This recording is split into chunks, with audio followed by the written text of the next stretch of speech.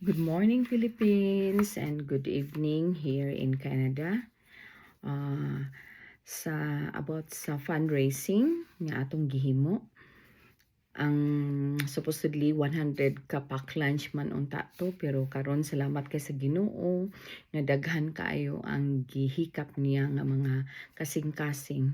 Sa akong family and friends, thank you so much. God will bless you. So karon mga 500 pack lunch na kani, ug ang naa ni sa pack lunch is rice, chicken, lumpia, ug mohatag pud mi og saging, banana, and water.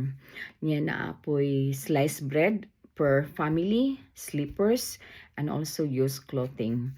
Ug kani ilahaning mahatag ugma adto sa Kutkut Liloan, Cebu. So, paabot lang mo din ha sa Kutkut Liloan, Cebu, na ay food nga maabot. Even though nga gamay ra ni siya, pero pasalamat ta sa Ginoo nga makatabang ra gihapon ni siya.